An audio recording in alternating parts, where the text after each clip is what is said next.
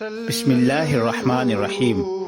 Light for blind کے معزز ناظرین و سامعین، السلام علیکم ورحمۃ اللہ وبرکاتہ۔ لائٹ فار بلائنڈ آپ کے لیے پیش کر رہا ہے مفتی اعظم پاکستان جناب مفتی منیب الرحمان صاحب کی فتاوی جات پر مشتمل کتاب تفہیم المسائل، جس میں آپ کے معاشی، معاشرتی، سماجی اور سیاسی مسائل کا حل دینی تعلیمات کی روشنی میں پیش کیا گیا ہے۔ آپ سے گزارش ہے کہ ہمارے چینل کو سبسکرائب کریں، ویڈیو کو لائک اور شیئر کریں اور اپنی قیمتی آراء کے لیے کامنٹ سیکشن میں کامنٹ ضرور کریں۔ لائٹ فار بلائنڈ کی پوری ٹیم جناب مفتی منیب الرحمان صاحب کی انتہائی مشکور و ممنون ہے کہ جنہوں نے ہمیں اس کتاب کو ریکارڈ کرنے کی اجازت مرحمت فرمائی۔ جزاکم اللہ خیر۔ کتاب الصلاۃ، باب الاذان، دعا بعد الاذان و دعا کے کلمات۔ نوٹ: پاکستان ٹیلی ویژن سینٹرل ڈائریکٹریٹ اسلام آباد سے ڈائریکٹر پروگرامز جناب محسن علی صاحب کی طرف سے باقاعدہ دستخط شدہ یہ استفسار موصول ہوا تھا، جس کا جواب ہم نے انہیں ارسال کیا، اور بعد ازاں اس کی عمومی افادیت کے پیش نظر اسے روزنامہ جنگ کراچی، روزنامہ ایکسپریس کراچی، ماہنامہ السعید ملتان، ماہنامہ نور الحبیب بصیر پور نے بھی شائع کیا، اور اس کی اہمیت کے پیش نظر ہم نے اسے تفہیم المسائل میں شامل کیا ہے۔ ٹیلی ویژن سے اذان نشر کرنے کے بعد دعائے مسنون مع ترجمہ پڑھی جاتی ہے۔ اس دعا بعد از اذان کے بارے میں وقتاً فوقتاً بعض حضرات کی جانب سے چند اعتراضات کیے جاتے ہیں، جو کہ یہ ہیں: نمبر 1، یہ کہ الدرجۃ الرفیعہ اور انک لا تخلف المیعاد کے کلمات اضافی ہیں، کیونکہ یہ صحیحین میں مذکور نہیں ہیں۔ نمبر 2، یہ کہ اس دعا میں رسول اللہ صلی اللہ علیہ وآلہ وسلم کے لیے جن مقامات رفیع کی دعا کی جاتی ہے وہ تو آپ کو پہلے سے ہی حاصل ہے، جبکہ اس دعا سے یہ تاثر ملتا ہے کہ گویا آپ ابھی ان مراتب پر فائز نہیں ہوئے اور ہماری دعاؤں کی ضرورت ہے۔ اس طرح اس دعا سے معترضین کی سوچ کے مطابق توہین رسالت کا پہلو نکلتا ہے۔ نمبر 3، یہ کہ وَارْزُقْنَا شَفَاعَتَهُ یوم القیامہ کے کلمات بصورت دعا احادیث میں مذکور نہیں ہیں۔ جواباً مندرجہ ذیل گزارشات پیش خدمت ہیں۔ نمبر 1، دعا بعد الاذان متعدد احادیث صحیحہ صریحہ سے ثابت ہے اور یہ اپنی اصل کے اعتبار سے سنت ہے۔ نمبر 2، اہل سنت کے کسی بھی مکتبہ فکر کے نزدیک یہ قطعی اور طے شدہ اصول نہیں ہے کہ صرف صحیحین یا سیاہ ستہ میں مندرج احادیث ہی لائق استناد ہے، اور ان کتب احادیث سے باہر کوئی بھی حدیث لائق استناد اور حجت نہیں ہے، ورنہ تو احادیث کی بقیہ تمام کتب بیک جنبش قلم ساقط الاعتبار اور قابل تنسیخ قرار پائیں گی، اور صحاح، سنن، مسانید، معاجم اور مصنفات پر مشتمل دسیوں ماخذ حدیث ہمارے قابل فخر سرمایہ حدیث سے حذف اور کالعدم ہو جائیں گے۔ حدیث کو صرف معیار صحت پر پرکھا جاتا ہے، اور یہ بھی مسلمہ امر ہے کہ فضائل اعمال میں ضعیف احادیث بھی معتبر ہوتی ہیں، اور یہ امر بھی ملحوظ رہنا چاہیے کہ حدیث ضعیف اور حدیث موضوع میں زمین و آسمان کا فرق ہے۔ نمبر 3، ٹیلی ویژن پر جو دعا بعد الاذان نشر کی جاتی ہے اس کے بیشتر الفاظ صحیح بخاری اور سیاہ ستہ میں موجود ہیں۔ دراصل متعدد کتب احادیث اور روایات میں منقول الفاظ مبارکہ کو نہایت کمال اور شان جامعیت کے ساتھ اس دعا میں جمع کر دیا گیا ہے، اور اس دعا میں ایک بھی ایسا لفظ نہیں ہے جو بلفظ ہی یا قریب المعنی الفاظ کے ساتھ کسی نہ کسی حدیث میں مذکور نہ ہو۔ معترضین نے جن کلمات کو اضافی قرار دیا ہے وہ مندرجہ ذیل احادیث سے ماخوذ ہیں: الف، عن ایوب وعن جابر الجعفی قال من قال عند الاقامة اللهم رب هذه الدعوة التامة والصلاة القائمة اعط سیدنا محمد الوسیلۃ وارفع له الدرجات حقت له الشفاعۃ علی النبی صلی اللہ علیہ وسلم، بحوالہ المصنف للحافظ عبد الرزاق الجزء الاول، حدیث نمبر 1991، صفحہ نمبر 495 اور 496۔ باب الدعاء بین الاذان والاقامہ۔ ترجمہ: حضرت ایوب اور حضرت جابر جعفی روایت کرتے ہیں کہ جس شخص نے اقامت کے وقت یعنی اذان کے بعد یہ دعا مانگی: اے اللہ، اس دعوت کامل اور تا قیامت قائم ہونے والی نماز کے رب، تو ہمارے آقا محمد صلی اللہ علیہ وسلم کو مقام وسیلہ عطا فرما اور ان کے درجات کو بلند فرما، تو قیامت میں نبی صلی اللہ علیہ وسلم پر اس کی شفاعت واجب ہے۔ دعا بعد الاذان میں الدرجۃ الرفیعہ کے کلمات مندرجہ بالا حدیث پاک کے خط کشیدہ الفاظ سے ماخوذ و مفہوم ہے۔ جزء ب عن جابر بن عبد اللہ قال قال رسول اللہ صلی اللہ علیہ وسلم من قال حین سمع النداء اللہم انی اسألک بحق هذه الدعوة التامة والصلاة القائمة آت محمدا الوسیلة والفضیلة وابعثه المقام المحمود الذي وعدته انك لا تخلف الميعاد حلت له شفاعتی، بحوالہ السنن الکبریٰ للبیہقی، صفحہ نمبر 401۔ ترجمہ: حضرت جابر بن عبداللہ رضی اللہ تعالی عنہما سے روایت ہے کہ رسول اللہ صلی اللہ علیہ وآلہ وسلم نے ارشاد فرمایا کہ جو شخص اذان سن کر یہ دعا پڑھے: اے اللہ، میں اس دعوت کامل اور تا قیامت قائم ہونے والی نماز کے وسیلے سے تجھ سے التجا کرتا ہوں کہ تو محمد صلی اللہ علیہ وسلم کو مقام وسیلہ اور فضیلت عطا فرما اور انہیں اس مقام محمود پر فائز فرما جس کا تو نے ان سے وعدہ فرمایا ہے، بلا شبہ تو وعدے کے خلاف نہیں فرماتا، تو اس کے لیے قیامت کے دن میری شفاعت جائز ہو جائے گی۔ دعا بعد الاذان میں انک لا تخلف المیعاد کا جملہ بعینہ اور بلفظہ مندرجہ بالا حدیث مبارکہ سے لفظاً ماخوذ ہے۔ نمبر 4، رہا معترضین کا یہ سوال کہ اس دعا سے توہین رسالت کا پہلو نکلتا ہے اور حضور صلی اللہ علیہ وسلم کو تو 1400 سال قبل ہی اللہ تعالیٰ نے یہ مقامات رفیعہ عطا فرما دیے تھے، ہماری دعاؤں کی ان کو کیا احتیاج ہے وغیرہ۔ تو اس سلسلے میں گزارش ہے کہ یہ کتاب و سنت اور دین کے مزاج سے ناواقفی کی بنا پر ہے، ورنہ معمولی تأمل بھی فرماتے تو یہ اشکال رفع ہو جاتا، تاہم اس کی چند توجیحات درج ذیل ہیں۔ الف، نبی کریم صلی اللہ علیہ وآلہ وسلم کے لیے مقام وسیلہ، فضیلت، درجہ رفیعہ اور مقام محمود کی اللہ تعالیٰ سے دعا کرنے سے یہ مقصد ہرگز نہیں کہ حضور صلی اللہ علیہ وسلم کو ہماری دعاؤں کی احتیاج ہے، بلکہ اس کے ذریعے رسول اللہ صلی اللہ علیہ وسلم کی ذات سے اپنی محبت، عقیدت اور اخلاص کا اظہار مقصود ہے، جو بلا شبہ ہمارے لیے دنیا و آخرت میں فلاح و نجات کا باعث ہے۔ کیا ہم اللہ تعالیٰ کی عبادت، تسبیح اور تحمید اس لیے کرتے ہیں کہ معاذ اللہ تعالیٰ کو اس کی حاجت ہے؟ نہیں، ہرگز نہیں، بلکہ ہماری بندگی کا تقاضا ہے اور اس کا فیض خود ہماری ذات کو پہنچتا ہے۔ جزء ب اللہ تعالیٰ کا ارشاد ہے: یا ایھا الذین آمنوا صلوا علیہ وسلموا تسلیما، یعنی اے ایمان والو، تم ان پر درود بھیجو اور خوب سلام بھیجا کرو۔ نبی کریم صلی اللہ علیہ وآلہ وسلم پر درود بھیجنے کا مطلب اللہ تعالیٰ کی ذات سے ان پر نزول رحمت کی دعا مانگنا ہے، حالانکہ وہ تو پہلے ہی اللہ تعالیٰ کی بے پایاں رحمتوں، برکتوں اور انوار و تجلیات کا محبت و منبع ہے، بلکہ رحمت للعالمین ہے، تو پھر یہ حکم کیوں؟ اس کی حکمت تک ہم پہنچ سکیں یا نہیں، ہم پر اللہ تعالیٰ کے حکم کی تعمیل واجب ہے۔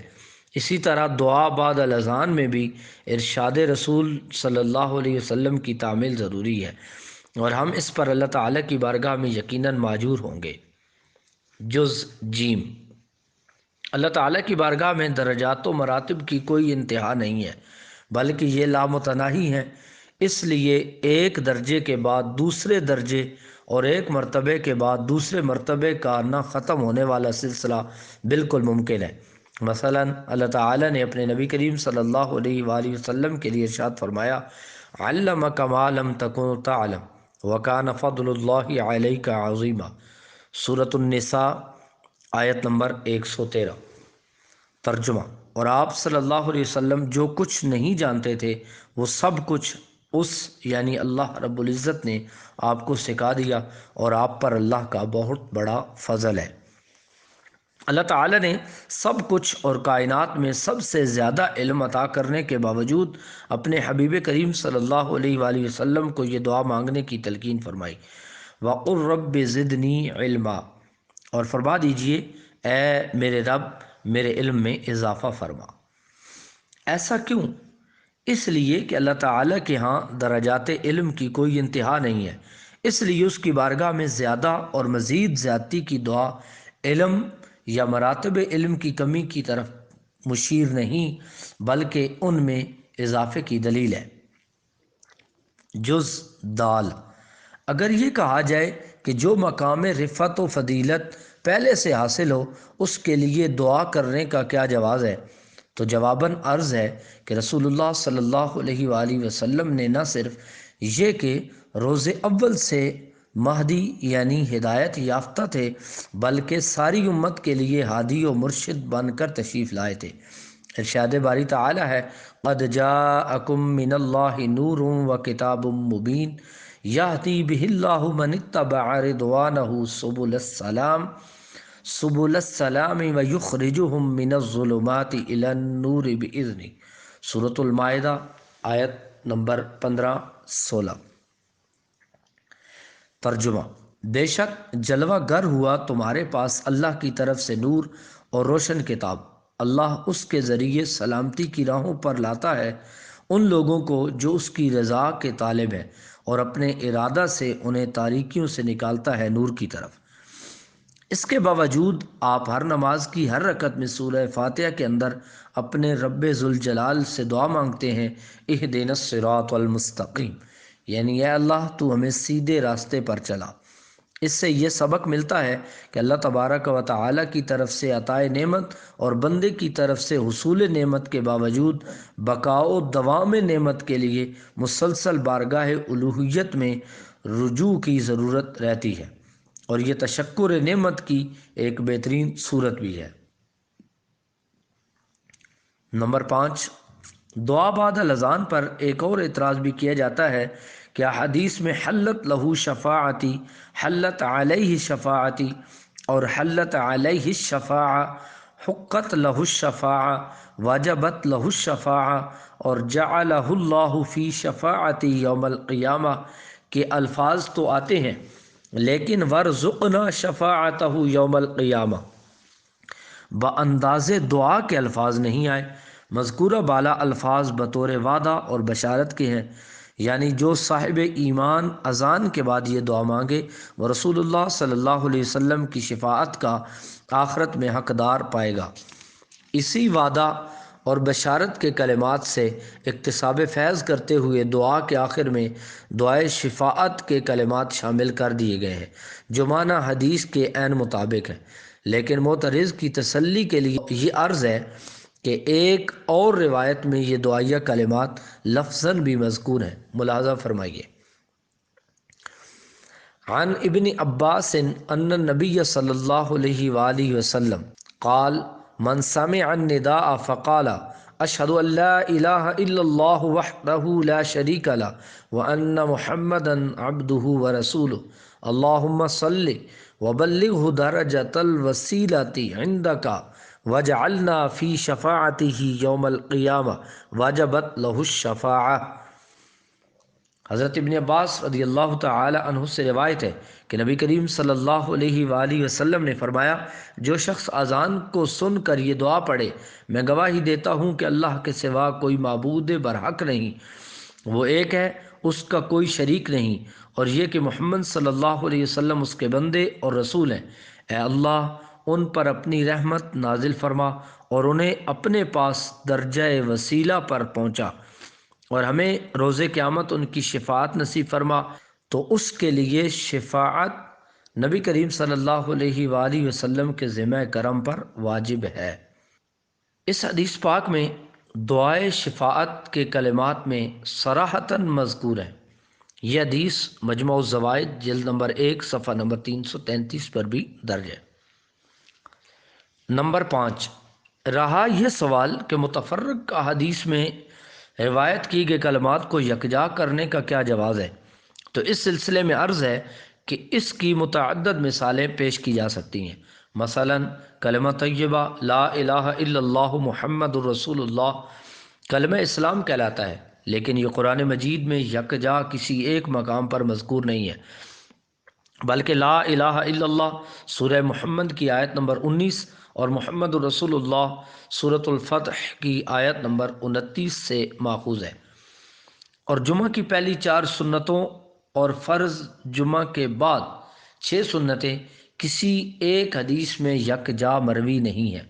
بلکہ متفرق احادیث کو یکجا کر کے ان پر عمل کیا جاتا ہے۔ اسی طرح قرآن مجید میں ارکان صلاۃ کسی ایک مقام پر ترتیب کے ساتھ ذکر نہیں کیے گئے، بلکہ متعدد و متفرق آیات میں وہ الگ الگ مذکور ہیں۔ لیکن چونکہ سارا قرآن باہم مربوط ہے اور اس کی آیات ایک دوسرے کی تصدیق و تکمیل کرتی ہیں، اس لیے متفرق آیات میں الگ الگ مذکور ارکان صلاۃ کو ایک ترتیب سے مرتب انداز میں بیان کیا جاتا ہے اور ان پر عمل کیا جاتا ہے۔ نمبر 6، دعا بعد الاذان کی احادیث کے چند حوالہ جات درج ذیل ہیں۔ نمبر 1، صحیح البخاری الجزء الاول صفحہ 1901 حدیث نمبر 614۔ نمبر 2، صحیح مسلم الجزء الاول صفحہ نمبر 299 حدیث نمبر 753۔ نمبر 3، سنن الترمذی الجزء الاول صفحہ نمبر 253 حدیث نمبر 211۔ نمبر 4، سنن ابی داؤد الجزء الاول صفحہ نمبر 186 حدیث نمبر 529۔ نمبر 5، سنن ابی داؤد الجزء الاول صفحہ نمبر 184 185 حدیث نمبر 523۔ نمبر 6، سنن النسائی الجزء الاول صفحہ نمبر 355 اور صفحہ نمبر 356 حدیث نمبر 679۔ نمبر 7، سنن ابن ماجہ الجزء الاول صفحہ نمبر 399 حدیث نمبر 622۔ نمبر 8، السنن الکبریٰ صفحہ نمبر 410۔ نمبر 9، المصنف للحافظ عبد الرزاق الجزء الاول صفحہ نمبر 495 496 حدیث نمبر 1911۔ نمبر 10، المعجم الکبیر الجزء الثانی صفحہ نمبر 66 حدیث نمبر 12554۔ نمبر 11، المعجم الاوسط الجزء الرابع صفحہ نمبر 397 حدیث نمبر 3675۔ مذکورہ بالا احادیث میں سے حدیث نمبر 2 اور حدیث نمبر 5 میں رسول اللہ صلی اللہ علیہ وسلم نے مؤذن کے ساتھ کلمات اذان دہرانے کا حکم فرمایا ہے، اور فرمایا کہ اس کے بعد مجھ پر درود پڑھو، کیونکہ جو صاحب ایمان مجھ پر درود بھیجے گا اللہ تعالیٰ اس پر 10 رحمتیں نازل فرمائے گا۔ لہٰذا افضل اور مسنون امر یہ ہے کہ اذان کے بعد اولاً درود شریف پڑھا جائے اور اس کے بعد مسنون دعا پڑھی جائے، اس سے انشاءاللہ اجر و ثواب میں بے پایاں اضافہ ہوگا اور فرمان رسول اللہ صلی اللہ علیہ وسلم کی کما حقہ تعمیل بھی ہوگی۔ نمبر 8، میرے نزدیک زیر باس دعا مسنون بعد الاذان کا مناسب ترجمہ یہ ہے۔ ترجمہ: اے اللہ، اس دعوت کامل اور تا قیامت قائم ہونے والی نماز کے رب، تو محمد صلی اللہ علیہ وآلہ وسلم کو جنت میں نمایاں مقام فضیلت اور بلند درجہ عطا فرما، اور انہیں اس مقام محمود پر فائز فرما جس کا تو نے ان سے وعدہ فرمایا ہے، اور قیامت کے دن ہمیں ان کی شفاعت نصیب فرما، بے شک تو وعدے کے خلاف نہیں فرماتا۔ حوالہ دی گئی مذکورہ بالا احادیث نمبر 2 اور 5 میں نبی کریم صلی اللہ علیہ وسلم نے اذان کے بعد درود بھیجنے کا حکم فرمایا، اور اس کے بعد فرمایا کہ پھر اللہ عز و جل سے میرے لیے وسیلہ کی دعا مانگو، کیونکہ یہ جنت میں ایک نمایاں اور ممتاز مقام ہے جو اللہ تعالیٰ کے صرف ایک بندہ خاص ہی کے شایان شان ہے، اور مجھے یقین ہے کہ وہ بندہ خاص میں ہی ہوں گا۔ ان حدیث مبارکہ کی روشنی میں نے الوسیلہ کا ترجمہ جنت میں نمایاں مقام کیا ہے۔ اس طرح حدیث کی صحیح ترجمانی ہوگی اور رسول اللہ صلی اللہ علیہ وسلم کی منشا بھی واضح ہو جائے گی۔ اللہ تعالی ہم سب کو حق سمجھنے، اسے قبول کرنے اور اس پر عمل پیرا ہونے کی توفیق عطا فرمائے۔ Discuss Light for Blind.